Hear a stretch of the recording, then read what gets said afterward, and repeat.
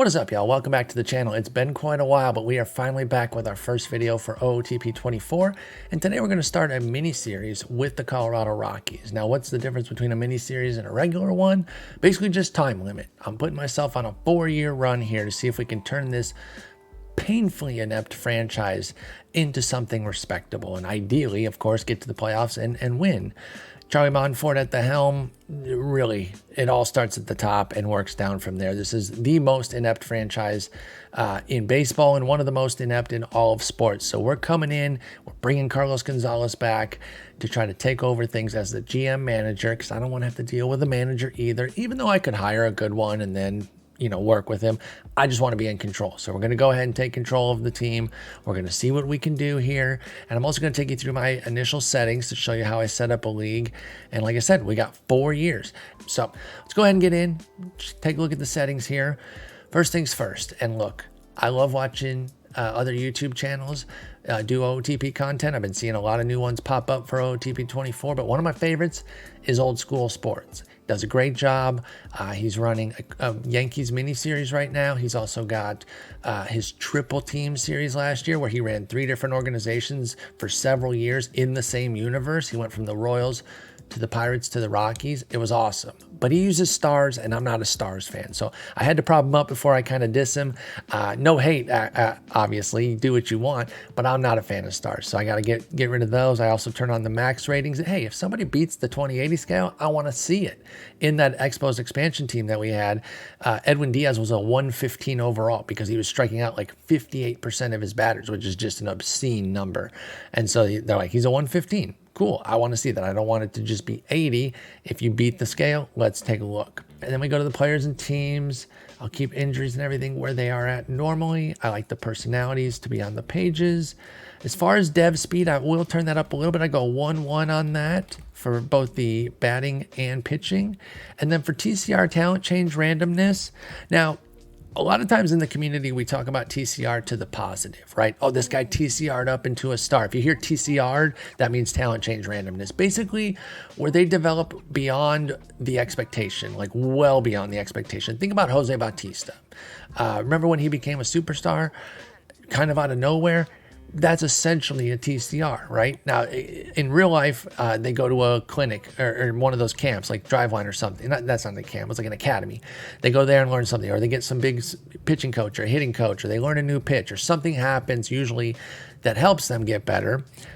In the game, you can kind of create whatever storyline you want with that. The only one that we have close to that is the Guru, and that doesn't always go well. But I like to have it up at around 125. Now, like I said, we always talk about it to the positive. It can go to the negative too, right? You can have a superstar who's on a crazy trajectory, 3 years in, he's amazing. He looks like he's going to be a Hall of Famer, and then he TCRs to the negative, and all of a sudden he's a 35 overall, 40 potential out of nowhere, right? No injuries, no nothing. He just TCR'd to the negative. So it can work both ways, but obviously we love when it works to the positive. Obviously, we want player development to happen, disable development for draft eligible players. We had that off last year because I think there was, if I recall correctly, wasn't there a big bug that was causing them to be like insane draft players? I haven't seen anything like that so far this year, so I'll leave that as is. On the AI settings, I'm leaving the trade difficulty at default right now, which is 2 clicks up on difficulty and 1 click up on veterans versus prospects toward prospects. And I'm not going to use hard mode. Why is that? Because I'm a baby, okay? Because the Rockies is a team that I've never had success with. I don't need to make it harder, okay? It's going to be hard enough. I find the trading plenty difficult as is for the most part. And I'm also not going to do rip-off deals, right? You guys can trust me not to do some stupid crap where I'm going to trade like Jonathan Daza for Vlad Jr. or some crap. And as far as reputation system goes, I'm another shout out to Old School Sports. He's really, really good at the game and really good at trading, and his reputation was getting hammered, which kind of told me that it's a bit broken because he doesn't make bad trades, and B, he's, like I said, he's really good at it. And so I think it's a little bit wonky. I don't think it's working the way it should, and I kind of noticed that in my red series that I'm doing on Twitch right now, twitch.tv/Spore. So I'm going with no reputation. Again, it's a cool idea and concept. I don't think it's quite tweaked to where it needs to be right now to work as well as it should. So I'm out on that. I like the trade deadline timers. That's a lot of fun, but I need more than 4 minutes. Let's go go 10 minutes. I also like the sabermetric lineups because a lot of teams do build their lineups that way. So we will have the league kind of operating as though I do. I also like to go over to league settings, stats and AI, and pump up the catcher framing impact a bit more, because in real life, catcher framing is a big deal. Although I do wonder if we're going to see a shift to where maybe some teams start putting some of their better arms behind the dish in favor of framers, especially if you've got more of a 50-50 split. Say you got two catchers, you don't have a catcher. You've got both guys that are pretty similar. Does the guy who can throw guys out more, who isn't as good of a framer, start to get more PT the way the league is running wild? So last year I moved it up to 7. This year I'm going to go 6 just to kind of see where it's at. Because again, I haven't played enough to know if I need to go all the way up to 7 or if 6 is fine. Infield shifts are banned just the way they are in real life. Stolen bases, I think we're going to go to often, because the league so far, now it is a small sample, but the numbers are so drastically different from last year in terms of base stealing that I think we can already say that there's a trend change here. There were 3 major rules that all benefit base stealers. Obviously the bigger bases, pitchers only being able to throw over twice, and the pitch clock. All 3 of those play in concert to benefit base runners, and they are taking big advantage so far. So we're going to go ahead and turn it up to often and get the league running, baby. And maybe we become a running team here in Colorado. Who can say for sure? Rules. I go 1 batter. Okay. I don't need the 3 batter minimum. It was done to actually kind of speed up things in the game. But as Tom Verducci did an article about, like shortly after the rule was changed, the loogie, as it's called, the lefty 1-out guy, your Randy Choates of the world, had already kind of been legislated out of the game. That player type was no longer really around, so they kind of fixed something that wasn't broken. I don't hate the 3 batter minimum as far as real life practice. Like it doesn't bother me, but it's not really speeding up the game in any tangible way. Not the way the pitch clock is, that's for sure. And so I go back to the old school. I'm going back to 1 batter. So if I want a loogie, I can have a loogie. And then I do allow injured players to be traded. I do allow draft pick trading. I don't know why it's not available in real life. That's so dumb, but okay. Trade with other major leagues? No. 10 and 5, yes. Okay. I don't usually mess with anything over here as far as the amateur draft.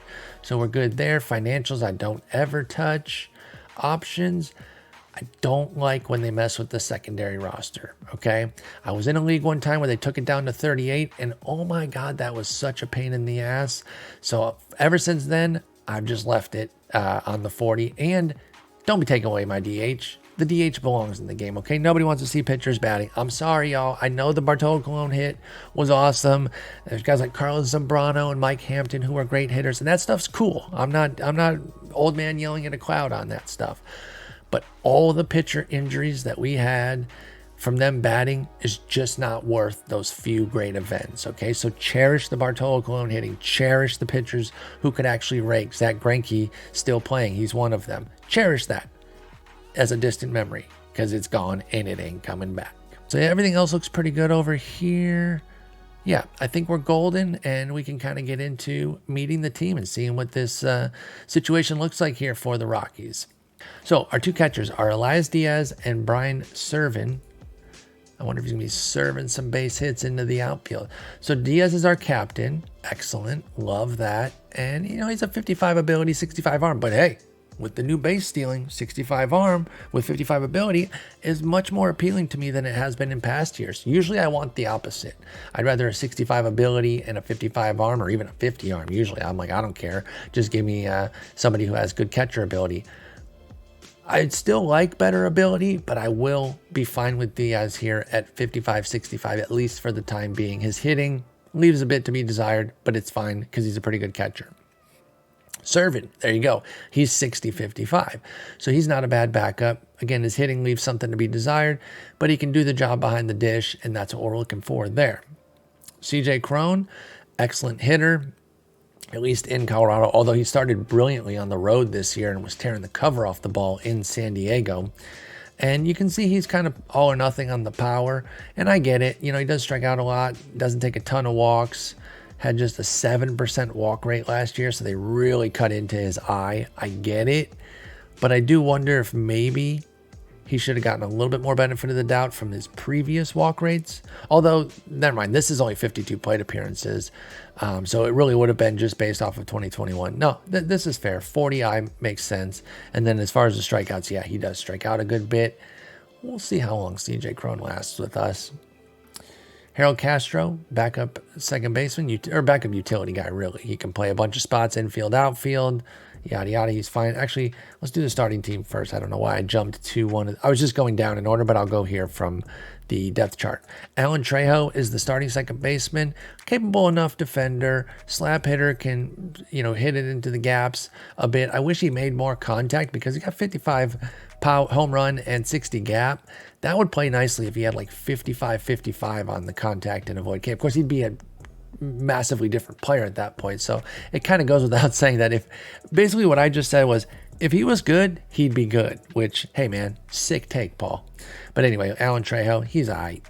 Ryan McMahon, kind of a staple on this team and should be for a while because he's got 5 years left on his deal. Those are all pretty fair prices too. Like, you don't have to be a superstar to be worth 9, 12, and then 16 mil. Even at the 16 mil, if he's a 2-win guy, that's totally fine. Like, we're getting our worth at that point. He was a 2.5 win, 2.8, call it 3, right? We'll round up. He's been a 3-win guy the last 2 years. And so that's easily worth that kind of money. The general shorthand for dollars per WAR, I think right now is about 9-10 million per. So let's just go on the high end, 10 mil, or even on the low end, right? Let's say it's 9 mil per. That's 27 mil for a 3-win player. He's making far less than that, so we're good. Ezequiel Tovar, the rookie, listen, I give a lot of heat to the Rockies for a lot of the dumb crap that they do. For once in their lives, they're trusting a prospect from day one, and they're giving him the job. Ezequiel Tovar can handle the position at short and should be a decent enough hitter, and I appreciate that they're actually giving him the gig. He got about a week's worth of time last year, and they turned over the job to him. He's the number 32 prospect. Good on them for doing something right for once. He'll be sticking with us for now because I think he can handle the job, at least defensively. Profar was a late signing. Jurickson Profar coming over. Basically a utility guy who's going to start in left, but he can kind of bounce around the field. He's a modest hitter. Obviously, they're kind of hoping that the park can inflate him a little bit because he can be an above-average guy. He was last year at a 103 WRC plus. That's weighted runs created plus. It works like OPS plus if you're familiar with that, where 100 is average and every point above is a percentage point better than average, and every point below, of course, is a percentage point below average. So you don't necessarily need to know the makings of it if you understand how it works. So a 103, about 3% better than league average, not bad. Essentially average at that point. His best season is the 116 mark from back in 2018, 16% above average for 590 plate appearances. That's a pretty healthy season, and it was a 4-win campaign for him back in 2018. Some of y'all might not remember, Jurickson Profar was him. He was supposed to be the dude. He was number 1, number 2 prospect guy. He and Oscar Taveras, rest in peace, were kind of back and forth there for a few years. They were supposed to be everything. Obviously, unfortunately, Taveras tragically lost his life in a car accident when he was back home in the offseason, and Profar's shoulders are made of, paper, and so he's had so many issues with injuries that has been a bit of a problem. But all things considered, given how bad the injuries were and where it looked like he was going to be, or not be, as it were, like it was looking like his career might be nothing, the fact that he's carved out a solid career here has been pretty good. Now, he's going into his age 30 season. I think he only secured a 1-year deal. It is kind of a bummer that he couldn't get a multi-year, but maybe he goes to Colorado, takes full advantage of the park, and some team gives him like a 3-year deal. That'd be great to see, because I really do root for him. He seems like a good guy, and I do like Jurickson Profar. Jonathan Daza's in center, can definitely handle the position defensively, doesn't bring a ton to the dish because that power is so scant that we're really looking at base hits all around, and that's kind of it. That said, he did put up a 106 WRC plus last year, so credit to him. 301, 349, 384. You don't like all three of your slash numbers to start with a 3, especially that last one. In fact, that's really the biggest one that can't start with a 3. You got to be in the 4s at least, but that's just not his game. He's defense with a little bit of slap hitting, and he does play in a park that can accentuate that, right? Everyone thinks about all the homers that are hit at Coors, and I get it, right? There's some majestic ones hit in that thin air, but one of the best things about it is its very spacious outfield that guys like Daza can dink and doink base hits all over, maybe hit a few gaps, turn on the speed a little bit, and turn it into doubles and triples as well. So he does have 65 range. That will be good enough to definitely hold the corner and can at least hold center for us for now. I would like to get an upgrade at center to where I have a 70-75 range, and then put him over to a corner. I think that would be best. Although then you have to deal with the fact that he doesn't have a bat for corner. So then you really start to look at Daza as more of a 4th outfielder type, but we're not there yet. We gotta add quite a few pieces until we get to that point. Then we got KB, Chris Bryant. Hit very well when he played last year, just didn't play much. 181 plate appearances, but he was a 138 WRC plus. And the interesting thing about that was he didn't even take advantage of Coors. I think he didn't hit any one of his 5 homers at home, and I think he was pretty modest at Coors. He did most of his work on the road. Of course, it's a tiny sample however you slice it, but it is kind of funny that he wasn't even taking full advantage of Coors yet. I hope he stays healthy. It's a guy I root for. I really like Chris Bryant. He's making the big bucks at 27 mil, but like I said earlier, he really only needs to be like a 3-4 win player, which is a good player. You have to do a decent bit to be there, but he doesn't have to be a super duper star to earn that money. It does stay there at 27 for 2 years and then go down to 26 for 4 years. Now, are we going to get 6 seasons in a movie of 3-4 wins? I don't know, but KB's with us for now, and we're going to stick with him. We'll see how it goes. He's definitely fit for a corner at best. Maybe we bring him into first base if we are able to move Crone, which is something I would like to do. Charlie Blackmon over at DH obviously cannot handle this very spacious outfield in any way, shape, or form. Wasn't really able to that much at his peak even, but obviously now as a 45 range, no shot. Still a decent enough hitter, particularly against righties, where he does get quite a boost. He gets plus 10 contact gap, plus 5 home run, plus 10 I, and plus 5 avoid K against righties there. That really, really boosts him up. So he'll be fine as a DH, particularly as a strong side platoon, but that's about it right now for Charlie Blackmon. And then the backups, I mentioned Castro already, and then Eleris Montero came over in the Nolan Arenado deal. I think he's off to a pretty decent start in real life. You see, he's not too bad of a hitter. However, he doesn't really have the defense for third base. He could move over to first as well, but then we'd have to put KB at third. McMahon's already there, but then if we get rid of Trejo, McMahon can go to second. Like, there's some maneuverability. I'm getting ahead of myself. But we have like 900 third basemen because we also have Mike Moustakas. And this goes back to the WTF of the Rockies. The hell you signed a Moustakas for? For what reason? What was the reason? It doesn't make sense. No shade on Moose. I think he got a little something left in the tank, perhaps, if he can find some health. But where does he fit with the Rockies, man? Yeah, he could bash some homers there because he's got some pop, and that park will certainly help. But he can't play third really all that well. He should be playing second, really, especially with no shifts. Guys like him, even my boy Max Muncy, big fan of him. And let me be clear, Muncy's a better defender than Moose, but he is still more of a challenged fielder than your traditional second baseman. But those guys like that were put at second base because the shift could really help them and it allowed those teams to get an extra bat in the lineup. Those days are gone with the shift being altered. Now, the shift is not completely gone. You can still shade and maneuver, but you can't bring that extra guy over and put him into the short right field over there. So that's what we mean when we say shift ban, even though they're not perma-ban. Like, you don't have to stand in the same spot. You can maneuver within your little area there as long as you're on the proper side of second base. Bottom line, though, is Moose, I mean, he's a minor league contract. So if we get enough players to kind of maneuver our way away from him, we will do that. The pitching side, this is where it gets a little bit rough because the pitching is always a problem in this park, right? That's just the simple fact of it. That's always been the issue with Colorado. It will always remain an issue with Colorado. They have to develop it because nobody wants to really come there, at least nobody on the high end, I should say. And then they get somebody like German Marquez, and everyone, you know, all of us in the fantasy world were like, please trade him, please trade him. But why the hell would they trade him? They finally developed somebody that can actually be something. They're not going to insta-flip him the way we want them to. The same with John Gray. Like, I understood why they didn't trade those guys, but I do wish that they would, because I like both those guys and I want to see them succeed outside of Coors. I will say on the John Gray thing, though, the fact that they didn't trade him before in 2021, and then they let him go to the Rangers when they said, oh, we didn't trade him because we're going to re-sign him. That was malfeasance. That was utter malfeasance, and that's part of why they're so dumb.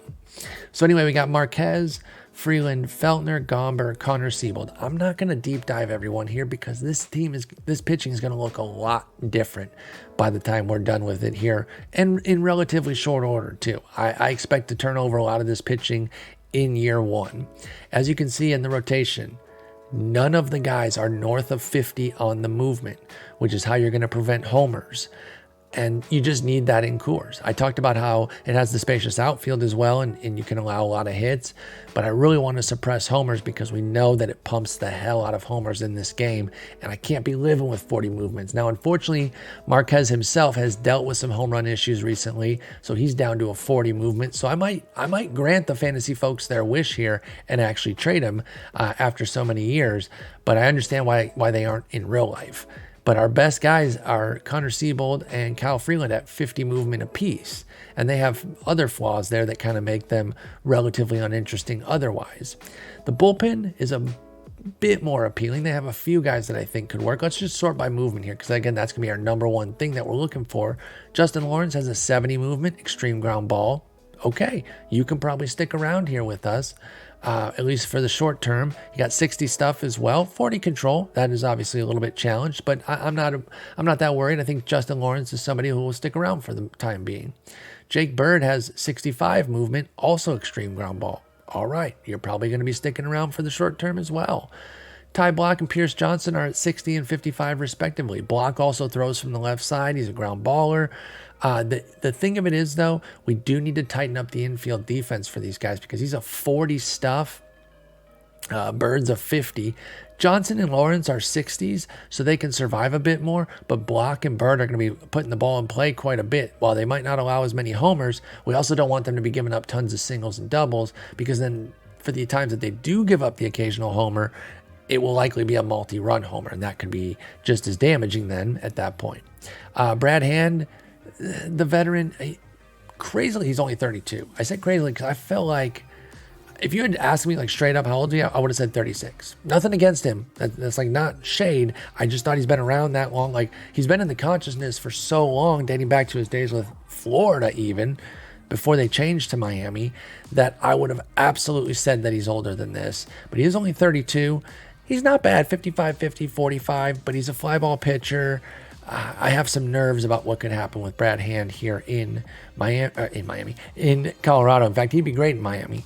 That's a spacious ballpark. Jose Urena, 40, 55, 50, 50. Ugh. Gavin Hallowell's a 65, 45, 50. I talked about my Montreal Expos franchise that I had last year. Gavin Hallowell became an elite stud reliever in that universe, so I have some positive feelings toward him from that, but clearly it was not with these ratings. He had developed into something quite a bit more, and unless he does that, I'm not sure he's long for this team. Peter Lambert, 45 movement. Need I really say more? He's at 25 overall with 35 potential. Dinelson Lamet, he's 65, 45, 45. That stuff is great, and I could see him finding some success in the bullpen. But man, I wish at least one of these movement or control was 50. At least 50. Because this is going to be tough for him to find consistent success, especially at home. And then Blake Goldsberry and Chris McMahon, I don't know who these men are. I really don't. I'm sorry. I'm a huge baseball nerd. I follow baseball for a living, and I do not know either of these guys. And they're at 40 and 35 movement, and there's no chance that they stay on this team. In fact, we are a few pitchers heavy as is, so they're already going to be gone. Because as you can see here from my options used field, they have none used. So they can go right back to AAA Easy peasy. And we're still one heavy because we're going to do 13-13. The hitters are fine. We still need to get rid of one more pitcher. And it's probably going to be Lambert. Sending him over to Albuquerque, and there you go. Now the team's kind of set. I mean, set as is right now. Let me go ahead and get my strategy in. StatScope tournament. Why would it be on the tournament? I don't know. Doesn't matter. Nothing's happened yet anyway. So I also was able to load my strategy profile, so I didn't have to redo that. Go to my A strat here. Put that in. That's just kind of my default right now. I'll tailor it more to the team once we start making changes, but for now, I'm not that worried about it. As far as the lineup goes, it looks fine-ish. I'll put KB at 2 against righties with Crone at 3, McMahon at 4. Actually, McMahon 3, Crone 4.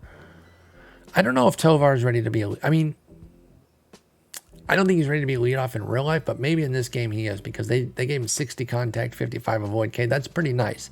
But he is 35 I, so he's not going to be taking walks. Profar does take walks. I'm more inclined to give Profar the leadoff job. I mentioned my bias toward him earlier. I am a big fan. I could even see a world where Blackman just leads off. We saw how good he was against righties and then put Profar at 5. Whew, this lineup takes a dive the deeper you get. But that's where we come in, right? We've got work to do and we'll get it done. So, okay, I'm not going to get too deep into that right now because we're not even going to get that far. I don't even know if we're going to get a single game in just yet because we're going through everything. Let's see what kind of money we've got. We got about $4.5 million. Okay. Obviously, everything's also... Oh, actually, no. We can still set our scouting and development. I don't think I'm going to be spending this $4.5 million on anything. I think I'm instantly going to put it into the development budget. So there we go. Pop the $4 million in there. Let's take a look at our personnel. We've got Danny Montgomery as our scouting director. Favors tools. That's good. I prefer highly favors tools, but I'll take a favors tools. He's excellent at scouting amateurs. Decent everywhere else. That's not great, obviously, but it's workable for now. Bill Schmidt's our assistant GM. Whatever. We got Mike Redmond as the bench coach. Okay. His triple development here. Development, mechanics, aging. That's just kind of the 3-pack that I look at off rip. Excellent, good, good. That's pretty solid there. And then we have Daryl Scott as the... Wait, who was the hitting coach? Oh, hitting coach is listed second. So Daryl Scott's pitching coach, and boy, he has to go. We will be looking to replace him. Hensley Bam Bam Mullins is the hitting coach. He's got good at teaching hitting, but then he's poor at the big 3. So he's got to go too. I'm sorry. We're going to have to replace both of them. We're going to have to burn that money. It's tough to do that off rip, but if we're going to get to where we need to be, we need guys that can improve our players, and those two cannot. Ronnie Gideon at first base, bunch of yellow, not too bad. I can live with that. Warren Schaefer over at third. In-game running is good. That's his main trait. That's the main trait you're looking for a third base coach. So, hey, that works. You get to keep your job for now. And then Keith Duggar is our trainer, and he's actually pretty good. Now, he's not good at prevention. He's good at rehabbing. So it's like once guys get hurt, he can help fix them. But do we just sign Rick Jameson? I mean, come on. Come on. I think we might just have to sign Rick Jameson, right? Come on, we're trying to win here. Let's not tie one hand behind our backs too much. We're already the Rockies. We go to trainer ratings, team trainer, the man, the myth, the legend. There he is. Rick Jameson. He's so great. We all know him. If you've been playing this game at all or you've been watching anybody play, you're familiar with Rick Jameson. He's a god. Let's bring him in. 5 years, sure. I did say it's probably going to be about a 4-year deal. I will say, if on that 4th year, like we have a crushing playoff loss or something, I would do a 5th year. So I'm just gonna point that out. But we'll go ahead and give him that 5-year offer. See how that goes. As far as everything else now with the personnel, I'm gonna leave it. I'll probably do a bit offline instead of diving in here and kind of wasting y'all's time watching me go through it. I'll do it offline, then come back and show you what I've got once it's set. Coach ratings here. Let's go. Teach pitching, outstanding. I have a filter where, go to filter here. Teach pitching is at least decent. Teach it. I usually have it on good. So you can see all my filters are already loaded up from my previous sim. They carry over. So I turn that on, and then I turn these ones on. The development. Oh wait, I haven't turned on my mechanics one yet. So there we go. We got all green for the development, all green for the teaching pitching, and that way we can kind of find somebody that we like. I'm thinking, I just said I wasn't going to do this and make y'all watch this, but I'm thinking we'll go for Brian Conger. He's triple good. He's excellent. And then he also has some other things that he can teach well with catching, infield, and outfield, and that way he can be part of the team here. Did the bookmarks? I wish bookmarks would carry over from sim to sim. That would be helpful because I usually have the staff roles bookmarked. So let's go here. Yeah, so Mike Redmond's the only thing that we have green here on the teaching roles. So bringing in Conger, he'll be able to help with one of these as well. So that's the only one I'll do right now. You guys will see that. The other ones you'll see when I come back. Oh, wait. Yeah, that was going to be for the Open DSL role.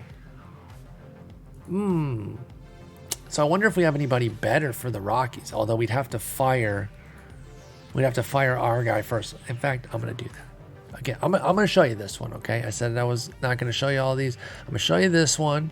Let's fire this guy. Let's click the vacancy here. And boom, we got better guys. We've got Bentz, Righetti, and Kurt Young all in the blue here. Legendary, outstanding, outstanding. And Bentz has all three green on the big three development traits. Righetti's got good, decent, decent, and Young has good, good, good. But one of the goods is yellow. That's interesting. So I think Bentz is the dude. Bentz is the dude for the big job. Let's give him 4. Let's pump it up to 669. Give him a few extra bucks there, and because I'm a child as well. And then let's go back here and let's get Conger for that other job. Now, one thing I didn't look at that I do need to be better at, and I'm usually pretty good at, but I just hired the best guy for the job there right now. I almost gave him $440,000. I didn't look at the personality and how it meshes with everyone else, mainly because we're going to be making other changes anyway. I'm not as concerned. So Ben's coming in. He's easygoing. He works well with personable. We have a couple personables. He doesn't work well with temperamental, which Hensley Mullins is, but Hensley Mullins is gone. So I don't really care about that. He's here right now, but he's gone, if you know what I mean. So I'm not so worried about that. Only average relationships. I will get into more detail with that and make sure that the other guys that we bring in do have good things. Like I said, Warren Schaefer's going to stay. He's personable. I don't usually bring in controlling guys, so that might not work. This one cracks me up, though. A personable person who can't work with other personable people. It's like they want to be the nicest person in the office. Like anybody else that comes around being polite and asking how people's weekends were, I can't deal with that. That's my thing. It's like, that's so bizarre. I get that it's like randomized and everything, but it's so funny when they're a nice person or easygoing person and they can't work well with that same type of vibe. That's hilarious to me. Anyway, so we'll get into the minors as well. Now, I also want to look at delegation here. Now, with the Marlins, we took care of most things. With the Expos, it was an expansion team, so I took care of virtually everything on that. This one, I might turn over a little bit of some duties elsewhere. I think with the player strategy in the minors, we'll let the minor league managers handle it. Promotions and demotions, I think I might let Bill Schmidt handle it. Signings and releases, no, because they just bring in a bunch of crappy people. So I'm not going to allow that. I'm not going to allow, I'll handle the minor league personnel. Instructor roles, computer can handle that. I think with the amateurs, if we're playing on a time limit, 4 or 5 years, we're probably not going to be playing long enough for even the best, like even our first set of amateurs from the international signing to really get to us. So while I am going to get into it in great detail with my Tigers franchise, I'm not going to do it here. I'm going to let Bill Schmidt handle it.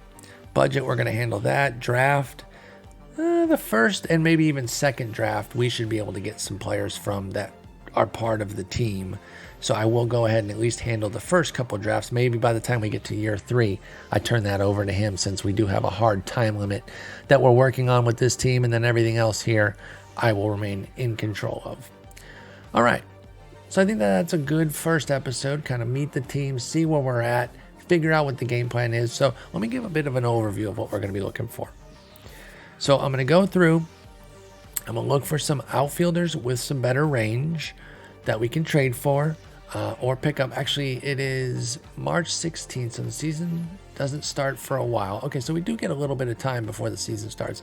Let's see if there's any free agents that fit the bill. Just real quickly. Free agent batters, outfield range. Let's just go with 65 plus. All right, there's a few guys, but they all suck. 35 or better. Rico Mendez, maybe he'll be a decent minor league signing because he's got 45 upside. He could become something like a fourth outfielder type or just a minor leaguer. So I'll sign him to a minor league deal. But as far as major leaguers, we don't really have anything here. So that's fine. Just wanted to see. That's why you got to check. And then as far as the pitchers, I already mentioned that we're going to be very heavily movement focused. So let's add a filter there. Let's go 65. And we got Jeffrey Ramirez, who's already a 45. Okay.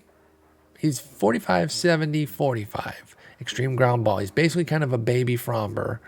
Fromber Valdez, I believe, is 50, 75, 50.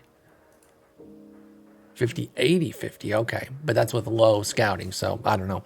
We'll see. I actually have him in my Cincinnati franchise because that's another park that's very difficult to pitch in too. I basically call it Coors Light.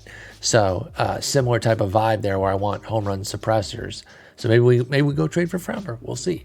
But as far as these minor leaguers, I think Jeffrey Ramirez is the only thing that's really looking interesting. And again, I think we can try to sign him to a minor league deal. And that's it. These other guys here, I'm not really seeing anything. Ronnie Williams. I mean, I could see maybe some minor league depth here just because they have some movement, but nothing great. I figured that most of the free agents were already going to be taken care of. Just had to do our due diligence. Trades are what we're going to be looking at first off. So the general points, range in the outfield, movement on the mound, some more range and defense up the middle as well on the infield. Tovar's set, so maybe a second baseman. Like I said, Trejo isn't bad, but he can't really hit. Like, I don't like this plate profile. I don't know. He could be all right. He's fine for now. Trejo, Tovar as our up the middle core right now. That's okay. We'll probably work with that for a little bit. So there's the Rockies. We're going to work with them on a 4 or 5 year window. I'll keep it a little bit open there. Like I said, if the 4th year is excellent, we'll do a fifth year and see if we can bring it home. But we're trying to do it in a tight window. We're going to be making a lot of moves. I'll come back in the second episode, either with some trades done or trades on the verge that I'll show you before I click the OK button on them. But until then, take care. Thank you all so much for watching. Drop a like. Let me know what you think of this. And don't forget that our main series on the channel is still going to be the Tigers. As always, you can check me out on Twitch, twitch.tv/Spore. And I'm running my Reds series over there and hopefully building them up as well. So talk to you later. Peace.